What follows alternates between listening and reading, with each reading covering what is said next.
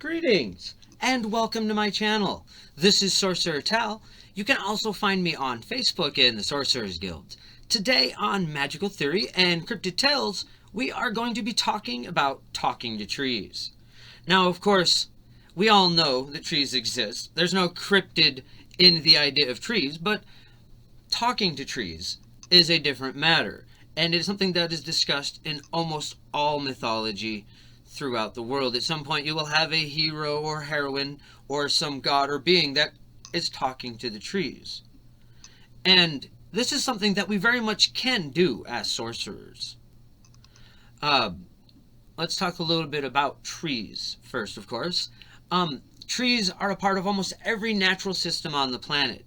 Even in the desert, there are some trees that will be there in certain places where there's enough water. Anywhere that you go in this world, we need trees. They provide the oxygen for our world. They are the things that regulate the temperature and the weather in many areas. In the rainforest, it is actually the trees that aid in the evaporation that cause all of the rain that occurs there. So they have a very profound effect on any environment that they are part of. And they are one of the most ancient of beings on the material realm on this planet, and as well as one of the largest, and of course, in and of themselves, one of the oldest, excluding some types of fungi. And even there, when we talk about fungus and mycelium, we almost immediately begin talking about plant roots and how the mycelium aid the tree roots in communicating with each other. And in fact, they have found that trees not only send signals to each other and have communication through these mycelium networks and their own roots, they can actually send nutrients back and forth to one another and even aid trees that are doing poorly in the forest that they live. So these are amazingly profound beings. A tree actually has a much more complex set of DNA than any mammal that has ever lived. So they are incredibly complex and amazing beings, just on their material realm alone, and extremely important to our world. Well, we couldn't exist without them. Like I said, they create the oxygen. They're part of what regulates the environment, regulates the weather and the temperature. So they are a profound part of our world, yeah? And they are also very aware and very alive in a spiritual and magical sense. And in my experience, every tree can communicate. The problem with getting a tree to communicate is getting them to notice you in the first place. You are a small, quick-moving being that, from a tree's perspective, they are really unaware that we even can speak. So once you've managed to communicate with a tree, they often will pay quite a bit of attention because that is something unique. It is something that interests them to interact with a human being. Yeah? So there's also a lot of advantages to this for us. And I'm going to talk about a few of the advantages as well as how to do the communication itself, with a few stories of how I have gone through this process. So first, we will talk about how to vibe with a tree and just get a general sense of understanding. Then we'll go through a story where I actually learned to communicate with the trees. And then finally, we will talk about the tree that I have the most magical workings with and get more into the more important and advanced techniques of working with trees. Yeah? Okay, so like I said, first we're going to talk about how to vibe with the trees.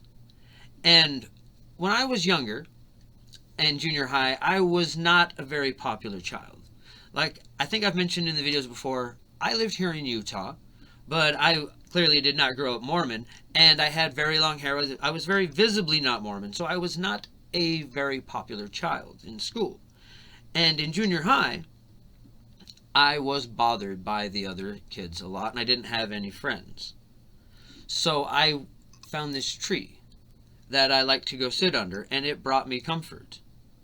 And after a while, I began to vibe with this tree, for lack of a better term.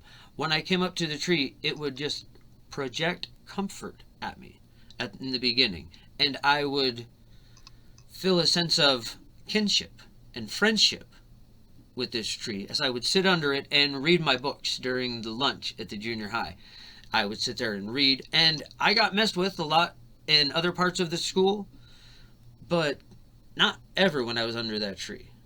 Whenever I was under the tree, people that would often come and make fun of me and give me trouble about my long hair, the pouches that I wear, and that sort of thing, just didn't bother me. Like they didn't see me. I'm not necessarily trying to claim that the tree made me invisible, but it certainly offered a protection, allowed me to be safe there. And I always felt safe under that tree, and there was a feeling of kinship. And even there, I did begin to see some of the pictures that a tree references. A tree kind of communicates through a form of memory. But in this first experience with the tree, like I said, it didn't really get much beyond vibing. I didn't learn much more beyond how to interact with the tree and how to develop a sense of rapport. Yeah? And this is, if you're trying to develop a sense of rapport with a tree, this is something that must be done over time. And you got to realize and remember that time moves on a much different scale for trees than it does for us.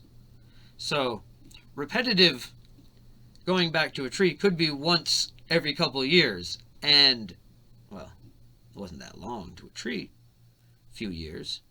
Or it could be going every day and being in the tree, but either way, you want to get that repetitiveness. And it was over towards the end of the first school year that I really began to have a sense of the tree and me connecting. And it was just a vibe that I would feel for the most part, but it was definitely an interactive vibe. And that's the first level of interacting with a tree. And typically to do this, you're going to want to touch the tree, be next to the tree. Maybe some people have suggested taking your shoes off and putting your feet on the ground next to the tree so you're closer to the roots. When I talked about this in the Sorcerer's Guild, because we did do a guild question on this, and we talked about it a few days ago. And that is a technique that a lot of the people in the guild talked about, was feeling the vibe of the tree. But next, we will talk about a tree that I experienced when I was 18. And I was on one of my many walkabouts, and I was down in Florida. At the time, I was staying in a tent underneath of a tree, and I hadn't done much communicating with the tree at that point. But I kept getting bugs in my tent. At one point, there was actually, they have these bull ants down there, and I had all my clothes hung up in this tree because it rained. That was an interesting thing about Florida. It rained every day at the same time. So that was a time that you had a chance to do your laundry and take a shower, because there's water coming out of the sky. So you do I wash my clothes and wash myself, and I hung all the clothes out in the tree, and these bull ants that they have out there, they're very large black ants. While I was away, because I hung my clothes in the tree to dry, while I was away, the ants came and ate all of my clothes. And it was about this time that I got very frustrated with having to deal with these bugs all of the time. And I had been living under this tree for a while, so there was some sense of rapport. But this was the first real communication that I had with the tree. I suddenly felt an image in my mind of my tent up in the tree. And, well, this made a lot of sense. So I went and I found a board, and I was putting it up in the tree and thinking about the bugs, and I was realizing where this image had come from and how similar it was to some of the things I had experienced with the tree in junior high. So as I'm putting my board up in the tree, getting it in place, I think to the tree, if you will allow me to be in your branches and keep the bugs off of me, then I won't use any nails or anything that's going to harm you in any way. I'll just get this board up here, put it into place, and if you'll allow me to help secure it in place and keep the bugs out, I won't use anything else. And I felt a scent and just an image back of the board in the tree and kind of where it should be. And so I wedged it into that spot. There's like a big plank, or not plank, a big board, like a plywood board. And I put my tent up in there, and I stopped having problems with bugs. There were still bugs on the ground. And of course, ants can climb the trees just like they did to eat the clothes. But they didn't. They stayed away from the tent itself and off of that platform. I mean, I still had mosquitoes and stuff like that, but the climbing bugs, they were gone. Anyways, so the communication with that tree began developing from there. And I found over time that the best way to get a tree's attention and communicate with it is to use its form of communication, because trees don't care about words. Trees have a much more simple but complex form of communication.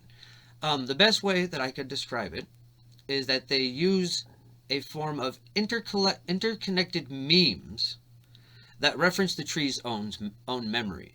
So as you're communicating with the tree, when you get these images, they're always going to be images of the tree or things inside of the tree or things that have happened near the tree, but with an overlay of meaning that pertain to whatever communication it's trying to give to you. So when you communicate with a tree and you want to help understand it, what you want to do is,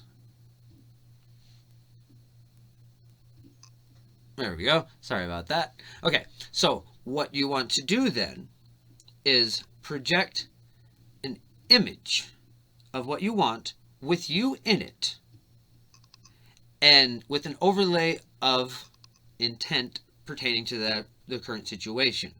So if I was that first communication with the tree where I was getting on the board, that was more verbal on my end, and the tree was able to understand it clearly.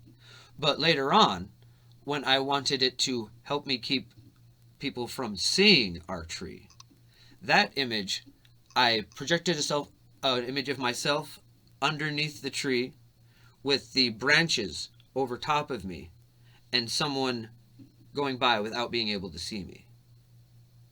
And so I asked the tree to keep me hidden with that full communication.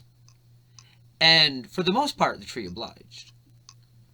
Because a lot of people had actually there was a trail next to there, and people walked by a few times, and they never did notice us that I'm aware of. Of course, I wasn't there all the time. I was off doing stuff in the woods and out in the city, because we were actually very nearby a city. We were just in a wooded lot in near Fort Myers, Florida. But anyways, the tree itself did pretty good about keeping things out of there, keeping the bugs out, and I learned to communicate with the tree quite well in this manner, where I would send images to it, and it would send images back to me. And this is the best way to communicate with a tree on that level. I have found that if you come up to a tree, and sometimes you can get them to communicate right off the bat. Depends on the tree. Some trees are more interested in communicating with us than others. If the tree is stubborn, you'll probably have to come to the tree a few times, and then eventually it may begin responding to you. It may not. I can't promise that every tree is going to want to talk to you. They are individual, just like the rest of us. Anyways, so we can communicate with the trees in that manner. And there are some things that a tree can do for us just through that level of communication. They have a very profound effect over their environment and the things around them. And trees have their own magic. I have yet to meet a tree that does not understand the concept of what we call magic and how to manipulate the astral environment around them and the energies around them to affect outcomes. Yeah. So there's a lot that can be learned from trees through this simple level of communication. But there is an even greater level of communication and rapport that we can establish with the tree. Oh, let me go back. I feel like I didn't completely say that. I feel like I didn't completely go through the process of how to communicate with the tree. So far, what we do then is first come up to the tree, maybe take off our socks and shoes so that we can connect with the roots, but most importantly, touch the tree. Make physical contact with the tree and just send out vibes at first of friendliness, whatever your intent is. Hopefully it's friendly. Anyways, you send out the vibe and communicate with the tree through a sense of emotion, essentially at first, for lack of a better word, and then from there, if you feel it respond, you can start sending the images. And most trees, once they've responded to the vibe, are then going to be quite surprised that you can actually talk, essentially, that you can communicate in their language. And so they most often respond quite readily. Other people have told me that they have heard voices of trees in their head, as in words. And, I mean, I suppose I have as well, but there's always the images with them. And the image is more what you want to be paying attention to. So when you hear those words in your head, if you feel like you were talking to a tree, try to see the images with it as well, or you're only going to be picking up part of the conversation. Okay, so that is how we talk to a tree so far. Now, like I said, some trees are more able to communicate than others, and the older a tree gets, the more complex its understanding and the more complex its language becomes. Because like I said, it is a form of memory that they communicate with. Each one of these images in the interconnected set of memes is going to be referencing the tree's memory. So the longer it is lived, the more memory it has access to, and the more complex its language becomes, and the more intense things it is able to understand. And remember, some trees are thousands of years old. So like these redwood trees out in California, or some of the old Methuselah pines, things like this, these trees are incredibly powerful. And there is a tree, I'm not going to tell you his exact location, but I have a tree that is a very powerful ally of mine and has been used even in guild group rituals. The thing that he is the best at is providing a back trail. So anytime that you are going out and astral projecting to cause something, or do something, and then you don't want people to be able to follow you, if you can make a proper connection with a tree, they can actually reach their roots out into that line of energy on the astral, obviously, because these older trees, and create a link for that. But anyways, that's only part of this story. Let me go ahead and tell the third story about my friend who is a juniper tree. I will give you that much. And he lives on a very desolate desert hill out here in Utah. The first time I met this tree, I had climbed up on the hill where he was at, and as soon as I saw him, for some reason, perhaps because I had actually managed to make it there, or with his age, he was able to sense that I was someone that would be able to communicate with him. Either way, as soon as I came up on the hill, he communicated with me and sent an image of me coming closer. So I came closer up to this juniper tree. He's actually very small, but he's very old. These juniper trees, a lot of them that are in these desolate locations, they can live a very long time. But if they're in a location like that, they won't get much size. So he's very small, but he is very old, and he drew my attention and sent an image of me coming closer. So I came closer to the tree, and then we began to communicate. Now, the older a tree is, also the more complex these images become. But the important part in this story is developing a sense of rapport and the importance of trust when it comes to a tree. Because this tree was so old that he was able to see me clearly. Within a moment, with just us coming clearly, he was able to see every portion of me. And there's no lying to a tree that old. There's no faking who you are. They can see everything in you and everything about you. And after seeing this tree decided to trust me. And it began showing me the ways of how a tree interacts with its magic. And it is through a visualization of, well, roots. At least that's the way our minds pick it up, and I would assume that's how they do it as well. They work through the earth and the roots, but also within the fields of energy that surround them, and they are actually able to take forms and move on the astral plane in a way that they are not able to on the material plane through a series of, well, like I said, roots is the way that I visualize it. But once you develop a trust with a tree, they can give you their name. And their name, now you must understand, their name is not a word. Even if I was willing to give out the name of this tree, I would not be able to, because it is an image, but also a series of understandings connected to that image. So even if I had the skill to draw what I saw when this tree told me its name, I would still not be able to give it to you, because it is so in-depth and complex. And the older a tree becomes, the more their name grows. It's rather like in The Lord of the Rings, when I forget which hobbit, but one of the hobbits asks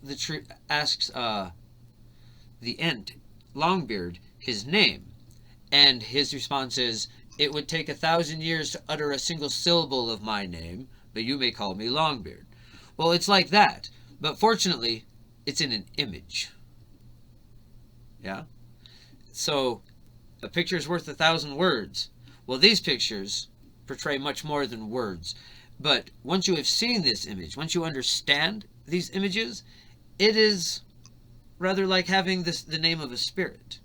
You can actually call upon these trees and have them work with you. And like I was saying, this particular tree, he is very good at covering back trails. He's very good at, when you go out and cast a spell, if you need to be able to be protected, if I need to be able to be protected from any repercussions of that spell coming back from the person, I will actually call upon this tree. And how it works isn't I reach out to the tree like I imagine myself astral projecting to the tree. I simply imagine his image, his name, and then I will see all these white roots coming from it and reaching down to me to communicate. And that's the way it is with every tree that I know their name. I picture their image, and they reach and they respond, if they choose to. Just because you know its name doesn't mean a tree has to respond. But that is essentially like having their email or phone number. You picture their name, and that is how you get in contact once you have developed that level of rapport and communication. Now, of course, just covering back trails isn't the only thing that trees can do. Trees can help you with lots of different spells, and that is going to pretty much depend on what tree you're talking to.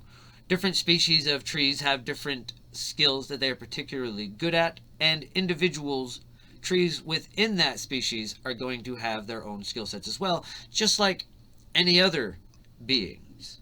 Yeah? Everything's individual. You never know what something can do until you interact with it. But there is some difference between one species and another as far as what things they can do. I don't want to get too much into that in this video, but hopefully I will come back to this at some point. Anyways, trees in general I have found, are able to hide us. And that's mostly when we are next to them. But they do have a lot of wisdom to provide. And when you interact with a tree, you can ask through these images what things it can help you with if you reach that level of cooperation. Yeah? Okay, so I think that's going to be it for this episode. Thank you once again for joining us. If you haven't subscribed to the channel, please take the opportunity to do so now. And if you have any questions for me, feel free to leave those in the comments. If you want to share any of your experiences with talking to trees, I would love to hear about it. There are some other things about trees, like I said, that we may talk about in the future, getting into the different types of trees and some of the entities that coexist within trees. But that's going to be for another episode at this point. Okay, so until next time, bright blessings and an interesting fate. This has been Sorcerer Tell.